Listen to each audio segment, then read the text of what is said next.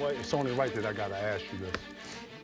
You know, G, I've always looked at you like the poster boy for someone who controlled the game with trash talking and was able to not only use it as a weapon, but, I mean, used it to the T.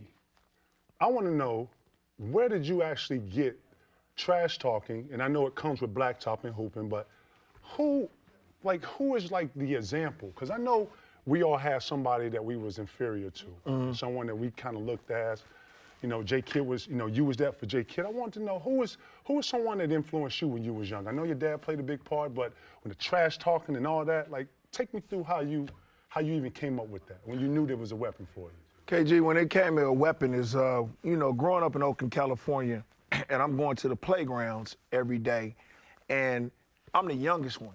I always played against older guys. Where you at in Oakland? What side of town were you on? I was in East Oakland. Okay, so the bigly East. Shout to East Oakland East right now. You know Right, what I'm right. We saying? in here. Town business. This is how it was. I go to the playgrounds and these dudes talking crazy, and I want to go to block. I want to take over blocks. I want to be known in Oakland as that guy Gary Payton, the youngster Gary Payton is cold. He go to everybody block. And so when we start doing that, I start talking crazy and I start busting them.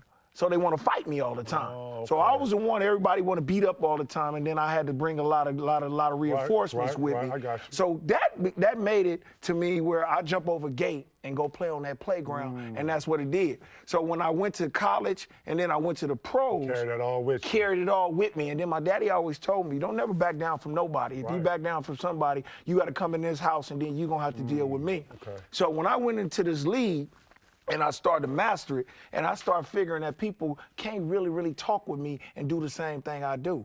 Because I can talk it and I can walk it. Right. And I can get down with that because I get down. Right. And then when I start getting down with them and they don't have the decency to like say, I'm gonna shut up, I'm gonna go at you more. Because all of a sudden, you know what you're gonna hear? And then they gonna get subbed out. And then I'm walking by that bench and I'm be like, hey buddy, how you doing? You wanna come in here with me? It's a master to trash talking?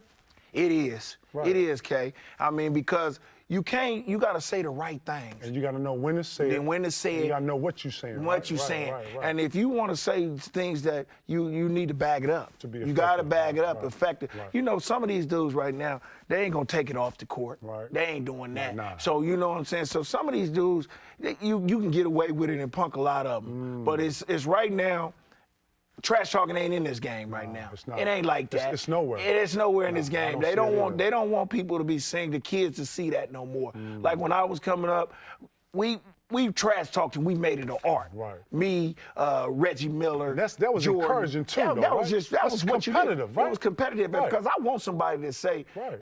your wife this and that and that. Right, Well, right. your wife too. Right. Your wife too. Right. You know what I'm saying? Me, that's how I was gonna do it. You know what I'm saying? You gonna Right. get down. I'm gonna get Right. down with you. You say something about me, I'm going back at your head. And that's another type of level of competitiveness between two elites. Yeah. What I loved about you, bro, is that you played two sides of the ball. And everybody that plays basketball knows what I'm talking about. Not only were you a offensive juggernaut, but you had the lungs, the physicality, the know-how, and the makeup to play defense and lock up people up, man. Like, it's not enough for that for me. It's not enough two sides, you know, of the ball, guys that play both sides of the ball. I just want to say, man, what you do, man, or what you did for the game is like a lost start, man. And thank you for sharing that, my dude. My man, You know what for it is, sure. GP, straight up. Man, we in here. Right, my dog. Look.